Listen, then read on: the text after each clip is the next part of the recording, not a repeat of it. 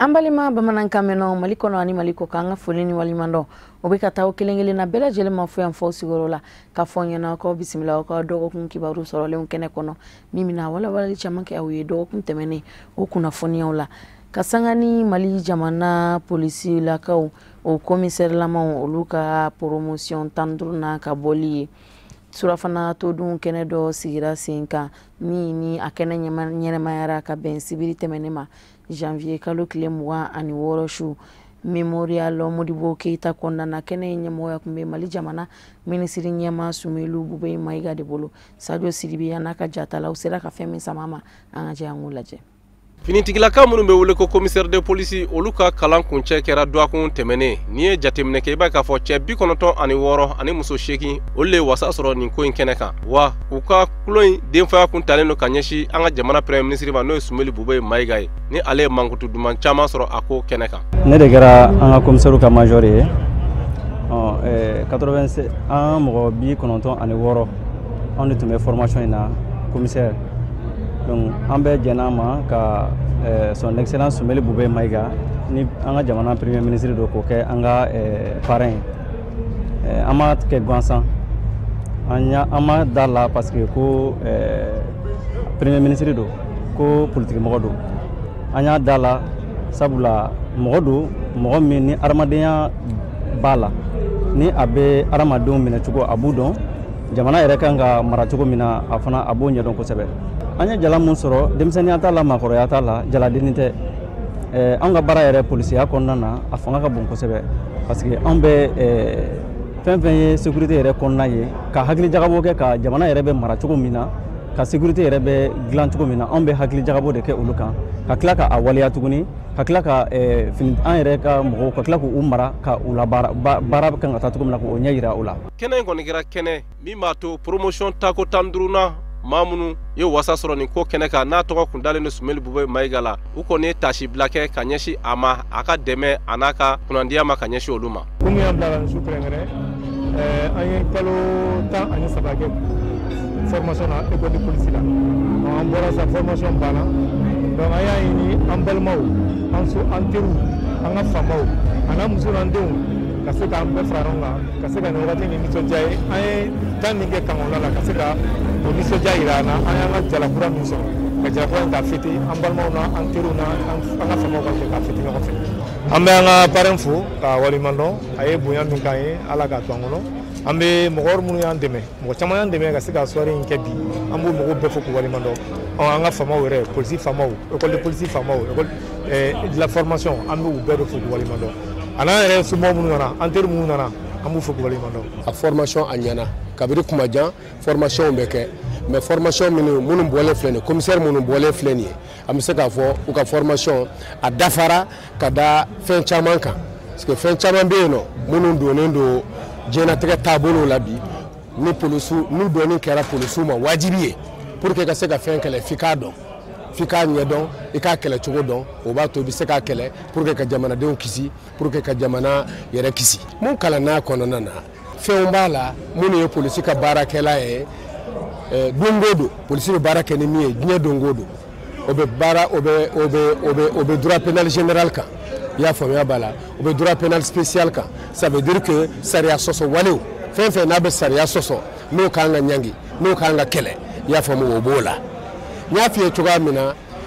polisiya yɛrɛ taabolo ɲuman n'o ye déontologie ye pour que i ka se ka i ka baara kɛ ka ɲɛ o fana o kalann'a kɔnɔ u b'o ɲɛdɔn u y'o kalan k'o ɲɛdɔn i y'a faamu fɛn wale wɛrɛw yera diɲɛlatigɛ taabolo la bi bi in na minnu bɛ ka sanga sɔrɔ a dun bɛ bɛn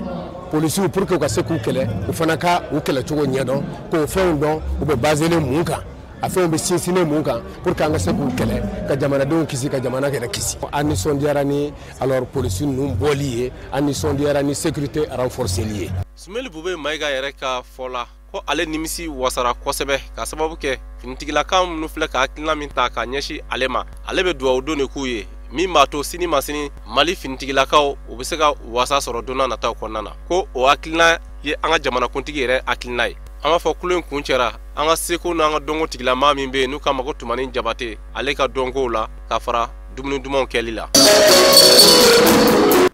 Mali jamana minisiri min ni ale ka baaraw bɛ ɲɛsin denmisɛnnin lakaw fasodenɲumanya jɔli baaraw kama ani baarako ɲɛnabɔli ma an ka jamana kɔnɔ. Minisiri Amadu Koyita ani a ka minisiriso cakɛla mɔgɔ caman u farala ɲɔgɔn kan ni ka taa munumunu salu kɛ ka taa bɔ cakɛda fila la APJ ani PROSEJ. An b'a ladɔnniya k'a fɔ ni cakɛda kofɔlen fila ninnu o cakɛda fila bɛ nun gulonnen don minisiriso in de la bari sabu ka d'a kan cakɛda in fila bɛ sigikun ye denmisɛnw ka baarako laɲini de. Munumunu salu in yɛrɛ bolodara k'a ɲɛnamaya minisiri fɛ ka bɛn tarata tɛmɛnen ma Amdalayi Ase 2000 kɔnɔna na. An ka jɛ an ka sɔrɔlenw lajɛ. Ni hakilina min waleyalen filɛ ni a bɛ yirali kɛ Mali jamana ɲɛmɔgɔw ka wuli ka jɔ la ka ɲɛsin Mali jamana baara sɔrɔko la kɛrɛnkɛrɛnnenya la ka ɲɛsin denmisɛnninlakaw ma. O min kɛlen don hakilina ye min n'a donnen don ba la Mali jamana ɲɛmɔgɔw fɛ. U ka munumunu visitiw bɛɛ lajɛlen kɔfɛ minisiri ka kuma galamani na a ye ɲɛfɔli kɛ mɔgɔw ye u ka san tɛmɛnen baaraw la n'o bɛ tali kɛ APJ ye baarabolo minnu waleya san 2018 kɔnɔ. A ka o kɔrɔfɔw kɔnɔna na a y'a yira k'a fɔ APJ sera ka denmisɛnninlaka min bila stage la o bɛ ti jɔ mɔgɔ 13 ani kunkanfɛn na. Denmisɛnnin 5 ani kunkanfɛn APJ sera ka olu fɛnɛ bila baara la min n'a bɛ fɔ ma ko stage professionnel. Tagama dabɔra ka taa u lajɛ ka u kuma ɲɔgɔnya ka fɔ an bɛ san kura min na an ka dɔ fara cɛsiri kan. An y'o fɔ jamanakuntigi président Ibrahim Boubacar Keïta maliyɛnw kelen ka danaya kura d'a kan san 5 ɲɛnalen a y'a ka o danaya ɲɛsin Mali bɛ ɲɛtaa ma mais kɛrɛnkɛrɛnnen na a y'a kalifa denmisɛnninw ka ɲɛtaa ma denmisɛnninw ka ladonko ɲuman ma. Donc an ka ministère jɔyɔrɔ ka bon kosɛbɛ président ka programme présidentiel mise en œuvre la. An ka département ka bon jɔyɔrɔ ka bon a la cogo min na gouvernement kɔnɔ APJ ni PROSEJ fana jɔyɔrɔ fana ka bon an ka département kɔnɔ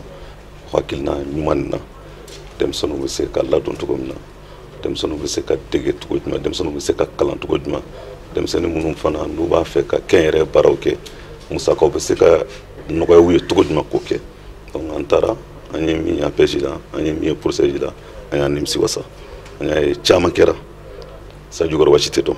mais caman fana tora. Tile kɔrɔtalen kɔfɛ ni sanga damadɔni ye minisiri n'a tamaɲɔgɔnw u y'u kunda cakɛda wɛrɛ kan o cakɛda min sigira sen kan ka sanga ni juye kalo ye san 2014 n'a jɔli wari bɛɛ lajɛlen tari jɔ sefa wari miliyɔn 63 la kabira baara sigira sen kan wagatini min na ka n'a bila an bɛ donni min na i ko bi denmisɛnninlaka minnu n'olu ka baarako sera ka waleya o bɛ t'i jɔ mɔgɔ 23 ani kunkanfɛn na n'u si bɛ bɔ san 15 la ka taa bila san 29 na denmisɛnninlaka 1000 ani 487 minnu kun tilala u ka kalanw na olu fɛnɛ ka baara sɔrɔ nɔgɔyara ka sababu kɛ nin cakɛda ye. Minisiri nisɔndiyara kosɛbɛ ni nin cakɛda fila ka wuli ka jɔ ye ka tila k'a ɲini u fɛ u ka dɔ fara u ka cɛsiri kan ka sanga ni ɲinan san fɛnɛ ye san 2019 yasa Mali jamana ɲɛmɔgɔ hakilina ye fɛn min ye o bɛ se ka labaara. Donc an bɛ ɲini an ko 2019 kɔnɔna na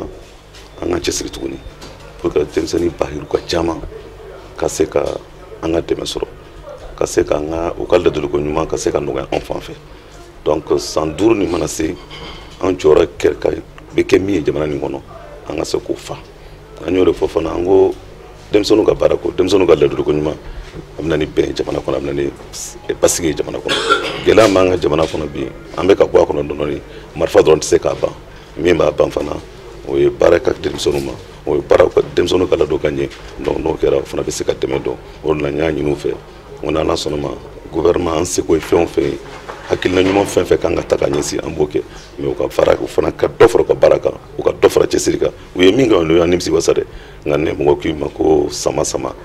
a kɛ ka to la toujours u ka dɔ fara u ka baara kan b'o de ɲini Ala fɛ. K'aw ladɔnniya k'a fɔ minisiri ka visiti kun cɛra ni hakilisigi kumaw ye dugawu don yasa san 2019 baaraw olu fɛnɛ bɛ se ka waleya cogoya min na nɔgɔya kɔnɔ ni ka tila k'a kɛ sanayɛlɛ ye.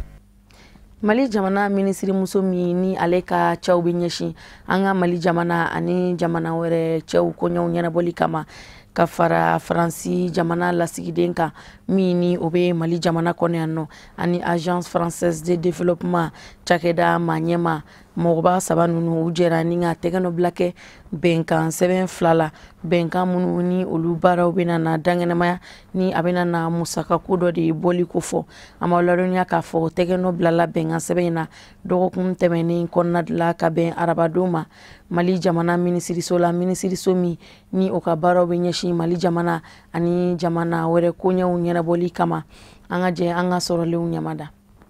Bɛnkan fɔlɔ min kɛra ni tigɛnɔbila kɛra a la o ye projet ye n'an ko min ma appui aux investissements de la diaspora malienne dans les régions d'origine phase de diaspora D o ye hakilina ye min na baara cogo min na mɔgɔ minnu bɔra ni ka taga o gɛrɛsɛgɛ ɲini jamana kɔ kan ŋaniya ɲuman min bɛ o la ka ɲɛsin an ka ba Maliba ma o baaraw bɛ se ka lawaleya cogo min na ka kɛ o sago ye nɔgɔya ani baden kɔnɔna na bari bamananw b'a fɔ ko faso kanu ye limaniya dɔ ye o de hukumu kɔnɔna na baara in kan ka sigi sen kan cogo min na tunkaramadenw fana na se o jɔyɔrɔba fi jamana lawara la bolonɔbila kɛra bɛnkan sɛbɛn 2 min kan o bolila hakilina dɔ kan n'an kɔ ma projet d'accompagnement de la jeunesse et des collectivités territoriales dans les initiatives de formation et d'insertion professionnelle o ye hakilina ye min lawaleyali a bɛ se ka na ni bɔdaw caman ye baarako nasira la minnu bɛ yiriwa Mali kɔnɔna na kɛrɛnkɛrɛnnenya na an ka marayɔrɔ 5 la min ye Mɔti région ye ni hakilina in a n'a baarada caman de dayɛlɛ denmisɛnninw ye e n'a fɔ jamana ɲɛmɔgɔ Elhaji Ibrahim Bokar Keita a y'a fɔ cogo min na ko a ye nin manda ye kɛ denmisɛnninw ka manda ye o la baara ninnu bɛna sigi sen kan Mali bɛ se yiriwa cogo min na kɛrɛnkɛrɛnnenya na baara bɛ se ka cari cogo min na sifilakaw bolo ka ɲɛsin jamana taaɲɛ ma min fɔra sisan an bɛɛ y'o ye anw tunkarakaw bɛ baara min na jamana kɔnɔ a dɔnnen don bɛɛ fɛ an ka jateminɛ na Banque mondiale ye min fɔ san tɛmɛnen n'o ye 2018 ye u ka dɛmɛ sera Mali ma fo ka se miliyari 538 ɲɔgɔnna ma mɔgɔ min b'o o kɛ jamana ye o ye baaraba de ye donc an ka baara bolo sinen don min ma u bɛ dɛmɛ min bila ka na o dɛmɛ bɛ se ka yɛlɛma ka kɛ mun ye ka kɛ sigida ɲɛtaa ye donc bon projet in sigilen don mun ni mun kan n bɛna o fɔ aw ɲɛna projet sigilen don min kan i mana bila 100 sira o 100 sira la anw bɛ 70 ɲɔgɔnna an jɔyɔrɔ y'o ye tunkarakɛw olu jɔyɔrɔ ye jɔyɔrɔ 10 ye sigida ɲɛtaa mɔgɔw fana olu jɔyɔrɔ ye jɔyɔrɔ 20 ye donc 100 sira o 100 sira an jɔyɔrɔ ye 70 ye an b'a di mɔgɔw ma falaki mais falaki min don ɲɔ bɛ ɲɔbugu takan de b'a la takan n ya wari dira wari takan ye fɛn dɔw de ye o fɛnw o sigilen don ko dɔw kan f'i ka o de sɛbɛntiya n'i bɛna projet fɛn fɛn kɛ sigida min na il faut que o sigida ɲɛmaaw n'o ye mairies ye n'o ye collectivités ye f'olu ka sɔn projet kɛlɛ ma. ni tɛgɛnɔbila baara ninnu sen fɛ an ka minisiriso min bɛ yen ni o ka baaraw ɲɛsinnen ma Mali ani jamana wɛrɛ kunkanko kibaru la o ye o ka nisɔndiya yira kosɛbɛ ka kɛɲɛ ni baara ninnu ye o y'a yira k'a fɔ ko nin ye baara ye minnu bɛ don bɛn ani jɛɲɔgɔnya sira min bɛ Faransi ni Mali cɛ fo ka taa se Union Européenne ma o labanna ni k'a fɔ o ka kɔrɔfɔw kɔnɔna na ko Faransi fo ka taa se Union Européenne olu bɛ dɛmɛba de ta ka ɲɛsin an ka jamana ma cogo min na yiriwa ani bɛn bɛ se sabati cogo min na o labanna ni k'a fɔ o ɲɛna ko baara minnu filɛ ka kɛ bi labɛn bɛɛ lajɛlen na sigi sen kan cogo min na a na se lawaleya e n'a fɔ o bɛ ka laɲini cogo min na. Fɔlɔ ye an y'o signé avec ani Agence Française de Développement ni o ye wari ye mun ye Union Européenne ye o di Mali ma à travers Agence Française de Développement o bɛ kɛ ka maliyɛn mun bɛ kɛnɛ ma k'olu jukɔrɔma tintin o ka baara mun bɛ se ka bolo da Mali kɔnɔ o baara ninnu na. Filanan ye wari ye AFD Faransi à travers l'AFD o ye mun di Mali ma ni o bɛ kɛ ka Mali dɛmɛ denmisɛnninw ka baara sɔrɔ cadre kɔnɔ spécifiquement Mopti région kɔnɔ comme a b'a dɔn ko Mali ni Union Européenne ni Mali ni Faransi olu ka baarakɛɲɔgɔnya ka bon kosɛbɛ ɲɔgɔn dɛmɛ ka bon kosɛbɛ donc o ye an ka partenaire ba fila ye ni ani olu de ye bolo nɔbila kɛ papier ninnu na bi. an maladɔnnenya k'a fɔ ko bolonɔ filɛ ka bila ni gafe 2 minnu na ko a musaka bɛ taa bila sefa wari miliyari 5 miliyɔn 31 ɲɔgɔnna na wa a n'a kɛ wulikajɔ ye minnu jɔyɔrɔ bɛna bonya kosɛbɛ an ka fantanya kɛlɛli la ani ni ka yiriwa sinsin jamana kɔnɔ fɔ ka taa se ka dɔ bɔ an ka tunga taacogo min bɛ n'an ko a ma immigration clandestine. Alsilamaya demeton ansaru nyajoro anfa ani akaramoba Asid Sheriff Usman Marani Haidara aka kai marabulu tama kononana ay sojo barado kulumukari sojo bara minuni abena na dangene maya kai alsilamaya demeton ansaru fe sojo bara min sen fe residence sheriff la ubena na jo wala sa kaseka dagayero kerengere nindi anfa ani akaramoba Asid Sheriff Usman Marani Haidara ma ka jo kai marabulu kononana atogola dɔgɔtɔrɔso centre de santé o jɔli baaraw bɛ a kɔnɔna na ani misiri an b'aw ladɔnniya k'a fɔ musaka minnu ni olu bɛna don baara in dangɛnɛmayali dafɛ u ka ca sefa wari la miliyɔn 900 ani 50 sanfɛ u bɛ t'i jɔ o de la bɛɛ lajɛlen bɔbaga ye Kayi Ansaru de fɛn minnu sɔrɔla o kɛnɛ kɔnɔna na an ka jɛ an k'o lajɛ. Jamiatu Ansardine ka bɔ Kayi ka sanga n'u ka baaraw bolodatogo ye an'u ka laɲini ye n'o de ye k'u ka kanubagantiya u seko an'u damayira la u y'a kanu ka ni so belebele n'o ye Asedi Sheriff Usman Madani Haidara ka so ye ani kɛnɛya so ale ni alabato wɔrɔ ka sanga ni juma misiri belebele jɔli ye ni baara ninnu bɛɛ lajɛlen birikiden fɔlɔ dara tɛnɛndo janvier kalo tile 28 san 2019 silamɛya dɛmɛtɔ Ansaru ɲɛjɔyɔrɔ Asedi Sheriff Usman Madani Haidara fɛ min kɛra Kayi ladalatigiw a diinɛ ɲɛmɔgɔw a n'a maaba bɛɛ lajɛlen ɲɛna n'a kɛra bonya ani nisɔndiya ye Jamiatu Ansardini maaw bolo ka bɔ Kayi. An filɛ jɔyɔrɔ min na ale de nin baara in yira an na k'a fɔ silamɛya tɛ kasɔrɔ dɔw ye silamɛya tɛ dogo ye an ka baara kɛ an ka mɔgɔw wele ka na Ala ka diinɛ ma a tiɲɛ kan anw ye layidu di k'a fɔ an b'an karamɔgɔ in dɛmɛ ani a n'an ka nafolo et puis an bɛ layidu kɔrɔkɔrɔ a ɲɛkɔrɔ nin kɛnɛ in kan a k'a dɔn cɛ min bɛ Kayi yan a cɛ a n'a muso an ka layidu bɛ an n'a cɛ n'o ye an ni n'an ka nafolo in ye a b'a ka sira kan fo saya inshallah layidu a ti bɔrɔtɔ. Karamɔgɔ a y'an kalan baara de la a y'a fɔ cogo min a y'a kɛ ten a yɛrɛ ye baara kɛ ka tila ka an su k'an bila baara la an b'a a kɛnɛ dɔ kan yan a y'an su k'an bila baara min na an b'a kɛnɛ kan yan bi n'o ye ni Ansaru ka dɔrɔmɛw faralen ɲɔgɔn kan ka dugukolo san ka dɔgɔtɔrɔsow jɔ ka kalanyɔrɔw jɔ ka misiriw jɔ a bɛɛ lajɛlen ye fantan ye dɔrɔmɛ kelen ti bɔ fan wɛrɛ la ka na d'an ma. Bulubali yan ci min na an y'a mɛn an y'a faamu Ala ma ni dɛmɛna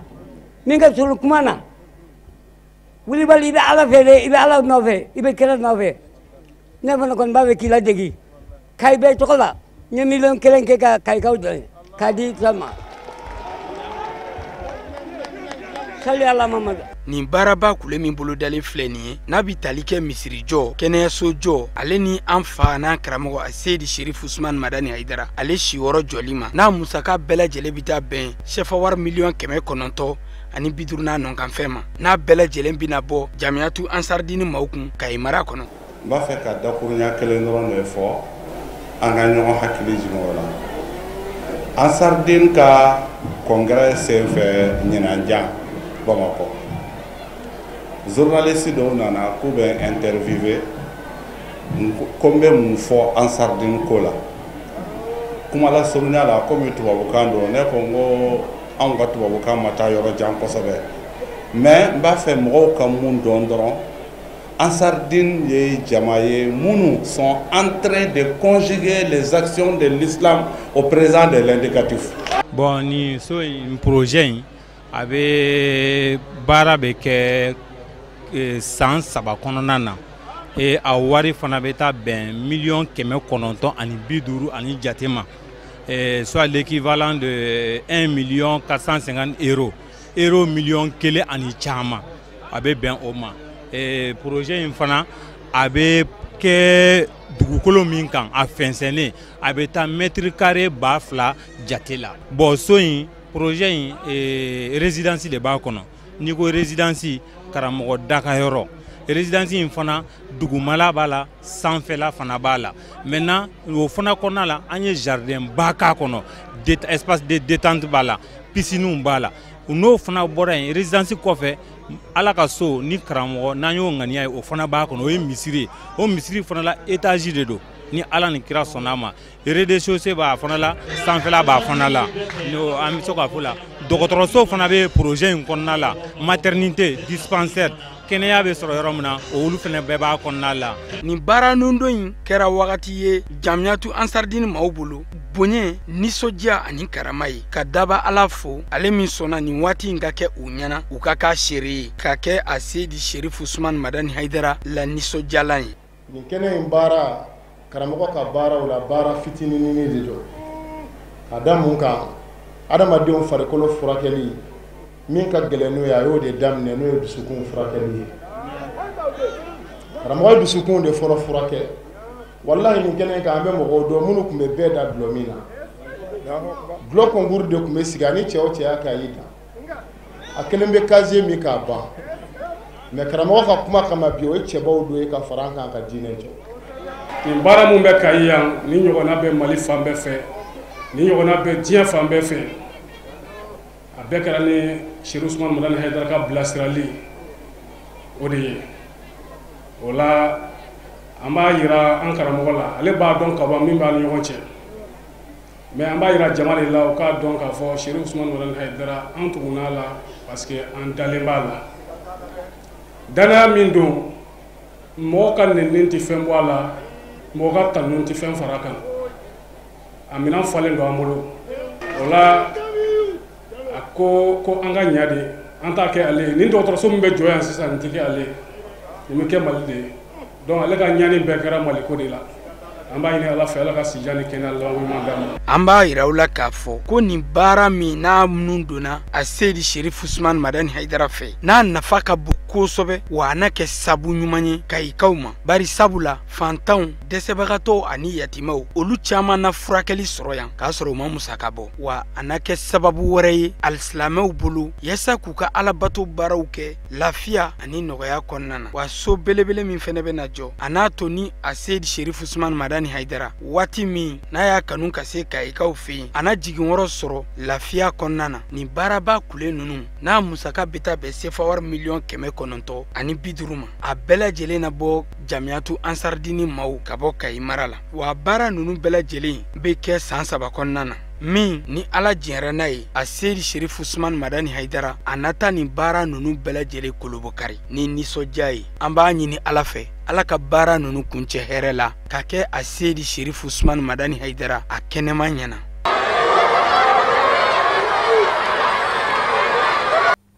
Buna adamadenw ka lahalayaw an'u ka kunnafoniw ka fara cakɛdaw fana kunnafoniw olu lasagoni don kɛrɛnkɛrɛnnen kadara kɔnɔna na an b'aw ladɔnniya k'a fɔ o min bɛ bɛn janvier kalo tile 28 ma cakɛda min ni o ka baaraw bɛ ɲɛsin o koɲɛw ɲɛnabɔli ma an ka jamana kɔnɔ yan nɔ ko autorité de protection des données à caractère personnel olu ye kɛnɛ dɔ sigi sen kan walasa ka se ka o don kɛrɛnkɛrɛnnen ɲɛnamaya ani u ka baara a ye fɛn minnu ye u ka cakɛda in kɔnɔna na ka se k'o ɲɛfɔ bɛɛ lajɛlen ye an ka jɔ an ka sɔrɔlenw lajɛ.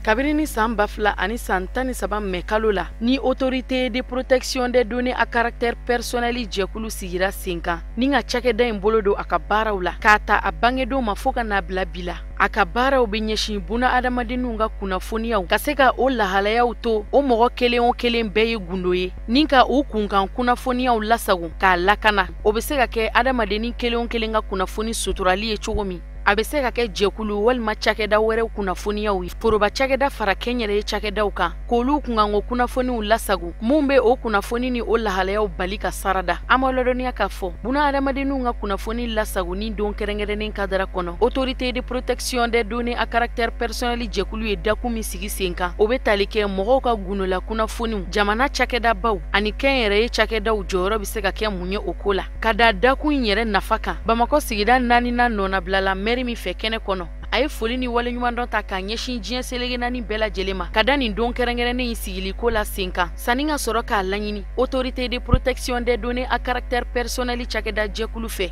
don n'a nataw la ko baara in ka walankata Mali jamana fan 14 bɛɛ lajɛlen kɔnɔ. Sɔgɔmada in na an nana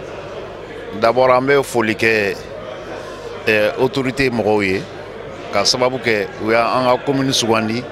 ka n'u ka sigi kɛ a diyara an ye a bɛnna an ma mun fana ye buna hadamadenw ka kunnafoniw i yɛrɛ yɛrɛ ka kunnafoni a kɛra baarakɛyɔrɔ la ye o ne bolo a kɛra yɔrɔ yɔrɔ ye ko mun bɛ i kun kan i nɔ kan kuma o ye i yɛrɛ ka ko de ye fo ni i yɛrɛ y'a fɛn kɛ k'a fɔ mɔgɔ min ye sinon i yɛrɛ ka ko de don o man kan tɛ ka bɔ kɛnɛma cogo si la bon comme an bɔra k'a fɔ cogo min na cɛ bɔra k'a fɔ cogo min na président bɔra k'a fɔ cogo min na bi kɔni a waralen don gundo tɛ maa si la i tɔgɔmatɔ i photo bɛ ta i bɛ bila fɛnw sanfɛ donc fɛn mun de don a bɛ kabini mɔgɔ ɲɛnamaya fo ka taa i sa fo ka taa fɔ i tununa don pewu i kun kan ko kuma tununa pewu diɲɛ kɔnɔ i ka gundolafɛnw olu kan ka to i bolo gundo la a man ka mɔgɔ wɛrɛ man ka bɔ a kalama fo ni i yɛrɛ ye mun fɔ bi kana hakili jagabɔ ko kan assemblée ye loi mun ta o kan kana o ɲɛfɔ o ka ɲi mais hali bi n ye mun ɲini u fɛ n ka discours la u ka jigin hali bi an ka collectivité kɔnɔ an ka commune kɔnɔ parce que buna hadamadenw bɛ yen de n'i y'a mɛn population olu bɛ yen de pour que olu k'a faamu k'a fɔ fɛn mun de don. Autorité de protection des données à caractère personnel jɛkulu ɲɛma a ka kɔrɔfɔw la u ka cakɛda in ka baaraw bɛ tali kɛ fɛn minnu kan a y'i da don la ni ka ɲɛfɔli kɛ o ko kun kan o min senfɛ a y'a jira k'a fɔ ko adamadenw ka gunola kunnafoniw ani u ka suturala kunnafoni minnu bɛ cari bi tile subahana mansinw réseau sanfɛ ko walasa cakɛda in ka se ka wulikajɔ bonya ni ka dan sigi o waleya ninnu na k'o baara bolodalen hakilina bɛ u bolo nka k'a tɛ taa musaka kɔ Autorité de protection des données à caractère personnel jɛkulu ɲɛma y'a jira k'a fɔ ko o gɛlɛyaw bɛɛ lajɛlen kunbɛli fanga tɛ u la an bɛ don min na i n'a fɔ ko min nka ko fɛn min bɛ tali kɛ adamadenninw ka lahalayaw ani u ka gunola kunnafoniw suturali kan ko fɛɛrɛ ani dabali caman sigilen don o sira kan walasa ka se ka o kunnafoniw lakana hakili jiginna an b'a ladɔnniya k'a fɔ Autorité de protection des données à caractère personnel ye cakɛda ye min ni a bɛ pan ni a yɛrɛ kama ɲi a ɲɛmayaso bureau kɔnɔmɔgɔ bɛ tali kɛ mɔgɔ 5 kan APDP ka lajɛrɛba session ordinaire bɛ sigi ko 2 kɛ san 1 kɔnɔ o tɛmɛnen kɔfɛ ni mɔgɔ wɛrɛw jɔna san kɔnɔ lajɛrɛ balalen wɛrɛw bɛ se ka sigi sen kan u fɛ min ni laadalasigi 2 ninnu tɛ kelen ye san kɔnɔ. Mali postu cakɛda ɲɛmaaba a ye munumunu salu dɔ kɛ a ka baarakɛyɔrɔ kɔnɔna na walasa ka se ka taa i ɲɛda baara kɛcogo kan baarakɛlaw fɛ ani sojɔ baara min ni o bɛ sen na u ka cakɛdaba in kɔnɔna na Office national des postes du Mali ka se ka taa i ɲɛda o baaraw kan minnu kɛra ani minnu tɔ bɛ ka se ka olu bɛɛ lajɛlen jateminɛ fɛn minnu sɔrɔla o kɛnɛ in kɔnɔna na an ka jɛ an k'o lajɛ Sirifila Jabarani so tɔgɔ la. Baara kura minnu sigira sen kan ni waati la Poste du Mali kɔnɔna na a n'a baarakɛlaw sɛgɛn ni gɛlɛya min b'u kan u ka baara hukumu kɔnɔna na ka taa jateminɛ ko la o de kun ye taama in kun ye. A kun ye ka n'a lajɛ an ka mɔgɔ minnu bi yan an ka baarakɛɲɔgɔn minnu bi yan ka n'a lajɛ u bɛ baara la condition minnu kɔnɔ k'a lajɛ an bɛ se k'u ka condition améliorer cogo min na k'a lajɛ fɛnw bɛ ɲa cogo min na an ye solution caman lancer o kɔnɔna la pour que se an ka bureau dayɛlɛ kura ye. Fɛn min ye Office national des postes du Mali a ɲɛma a tɛgɛlankolon ma taa kɔlɔsiliw kɔfɛ ani hakilina min taara o ye di togo min na Poste du Mali baaraw bɛ se ka sigi sen kan togo min na walasa gɛlɛya min b'a baarakɛlaw kan dɔw bɛ se ka b'o la cogo min na. Bi poste bɛ 45,000 de sɔrɔ kalo kalo a ka